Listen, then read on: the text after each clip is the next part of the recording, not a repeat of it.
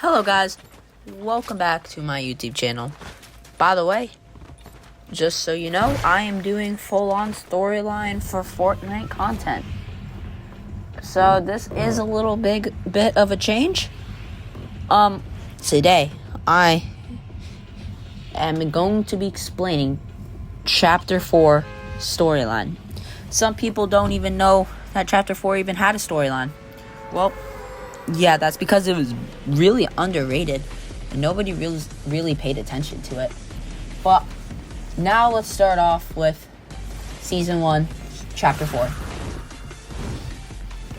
Our new reality is forged with many worlds taken from time. The Citadel, a kingdom lush with autumn leaves and domain of the Oathbound. Thawed remains of brutal bastion, once home to reality warriors. And as well of some medieval squares, forges, and villages. Even though familiar faces and objects have traveled with us, Jones is stranded among the stars, while Paradigm is missing. However, her sacrifice gave new life to the heart of the island, the 0 Point. Veins of celestial power are emboldened into this island's very core, making each piece of stone valuable. Our new island residents are quick to make use of the Oathbound, sets up a mining operation and shattered slabs. While their plan is newly found kinetic ore remains a mystery, the Oathbound imbue their own technology with it, creating powerful shields and weapons like the new Shockwave hammer. Natural kinetic ore repulses any received energy, knocking anyone right back, just like shockwave grenades. These deflective abilities become even better once the ore is refined. A process learned by Stellan, Rift Warden of the Oathbound, a man haunted by visions of a shapeless man. Stellan consults the stars for guidance on how to best evolve the kingdom stars that seem aligned with the 0 Point itself. Meanwhile, past and future collide as Amy returns with good and bad news. Paradigm have prepared to protect us in the future, bringing past 7 knowledge with Brutal Bastion and one final mission for us all, to discover the true power of kinetic ore.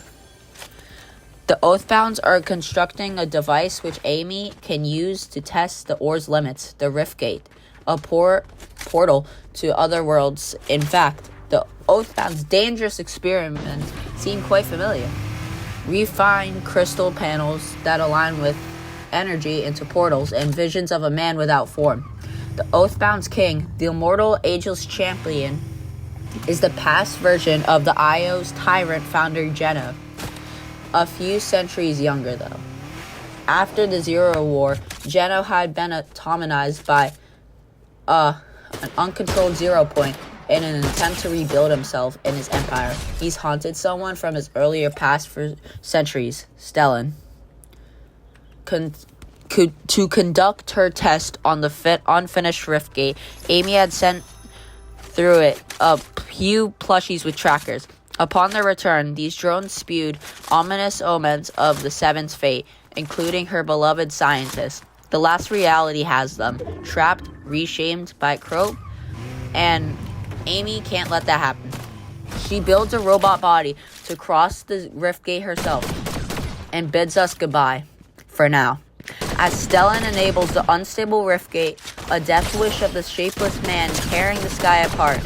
Just as the 7 had been the reality warriors, the IO had once been the Oathbound. Now that our past is caught up to the island, all of it's mixed into a new beginning. No longer haunted by shadows of our own, the island now faces the past and future of another world, Mega City. The neon-lit metropolis shatters the sky, crashing down from the terror made by the Riftgate, but gently lands on the island. Apparently, its arrival was planned. Stellan had set the gate's destination to somewhere foretold by the stars, but someone changed it. Evie, vigilante of the Peace Syndicate, asked Jules to bring hometown Mega instead in a call for help. Ancient clans and their rivalries come intertwined with Mega City's history. The stoic River Guard, the clever Luminaries, and the island's familiar Fox clan. Drift, the old fox, returns to the to train the Fox Clan's young recruits, such as Stray, the same mysterious clan from which Drift's powerful mask had come from, given to him many years ago. Mizuki is the Empress of the River Guard, one with grudge as ancient as the Fox Clan itself. Speaking of the past, Drift was quite the journey. After he left his road trip with Bright Bomber to seek purpose, Drift ran into his multiverse self, Catalyst. Together, they were chased by V, a desperate Fox Clan hunter who taught Drift his legacy. He never knew the origin of his mask, only that it gave him enough power to protect the ones he loved. Mega City is now under sabotage. Evie and her boss Thunder believe that someone is conspiring against all syndicates for war. Evie asks for a help to gain each clan's trust in the hopes of uniting them. Due to wrong accusations, seeded to break them apart, Thunder's sushi restaurant, Gila, serves as the site of peace talks between the River Guard and Fox Clan, both of which agree to a truce. However, files from the Peace Syndicate servers were also hacked and erased, files that detailed their encounters with the interstellar army of the Last Reality.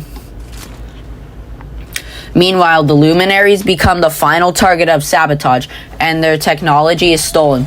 Mystica helps us retrieve the stolen goods, as well to finally uncover those responsible. The Unseen. Mega City can be a city of chaos, but it was built by the syndicates and their peace. Even so, one of them, the Unseen, had always risked innocent lives with their action, led by Highwire and Renzo the Destroyer. Now they have partnered with a fleeting shadow, Triarch Nox. He fabricated the city's undoing so the Last Reality could take it, which goes against the Unseen's wishes. All they ever sought was power. Long ago, Nox was one of the 3 monarchs in a galactic kingdom. He was then consumed by the Nothing, a cosmic force that hungers for the power of stars, and chased to the island by Triarch Aurora, the last person to ever trust him. However, he was once good and kind, something the syndicates could still be. As such, with all in agreement, the syndicates are finally at peace, choosing to protect their world from the Last Reality together instead, as Highwire cuts all contacts with Triarch Nox. Earthquakes reveal a sinkhole of secrets and mounds of dirt, temples, and a jungle, a lost civilization brought by the island's forging. A city that once belonged to the ancients, a society of innovators who all vanished, leaving their work behind. All have been buried all along, hidden with a warning. Meanwhile, Aurelia, dweller of these unearthed ruins, steals an artifact from Mega City. The chalice of Cube-tastrophe brought by the island by Dahlia from the Unseen wished to be found. The forces of darkness, too familiar to the island, lured Aurelia to it. Due to her affinity, for gold, it was discovered by the Luminaries while exploring the island's wilds, such as Lorenzo, a newcomer quite similar to the cyborg Renzo, as well as Trace in the Nomad era. Aura needs our help to find the chalice before its power has unleashed upon the island, asking for tribute. Aurelia accepts an offer of gold bars to return it, as we finally put her wandering spirit to rest. The island has always been our refuge in the stars, but refuge never lasts. While Trace studies the remnants of the ancients, he discovers prisms made of kinetic ore. The island's bedrock, a mural, is also discovered with a warning left by Optimus Prime, leader of the Autobot kind. He tells us that our island is doomed to collapse, and that he made contact with someone from our past to save us. Sloane, who was punched by the mecha while attacking us with her tank on the collider, is alive. While her tank rusted, becoming a jungle relic, she had too been studying the ancients and hiding. After disagreeing with the explorers over what should be done, Sloane agrees to save our island. Regretful of her once blind devotion to Geno and his order, among the jungle ruins, she discovers the apparatus, a type of telescope left behind by the ancients that used kinetic ore prisms as lenses. The stars are fading, and now the island's heart is the 0 point. The cosmic orb is now petrified, its fire extinguished by chrome, and it's exhausted from the creation of our new world. By using refined kinetic ore for the apparatus, it works. Unlike the failed Riftgate, but not as a telescope, as a projector to the clouds. While waiting for a sign, Sloane studies the murals etched by the ancients all along. They spoke of a prophecy, the ancient secret, a warning that evil will eclipse the sky. Cato Thorne has arrived, foreboded from the ancients, his last victims. This eccentric leech is in the island's secret salvation. If he doesn't take it first, while the island is overshadowed by an unnatural eclipse of a blood-red moon, our last resort is to gather a group of unlikely bandits to heist Thorne's new facilities in hope of finding whatever technology he uses to travel through time. If we can't escape our present, we can dive into our past, something that Cato has done many times before, collecting memorable stuff from throughout the island's mystery to hoard quite an extensive collection. An old calendar of the island's ancient loop history, Oro's skull, and Midas' right hand. Among Cato's properties, Eclipse Estate, Sanguine Suites, and the Relentless Retreat, his estate is the most valuable, yet none are vulnerable. Each location is equipped with high security, such as henchman cards and security turrets, cameras, and vaults. However, given the whispers of a time machine, the island's most clever criminals consider that a challenge. Nolan Chance is a mastermind of crime, and Sloane hires him to steal Thorne's secrets next.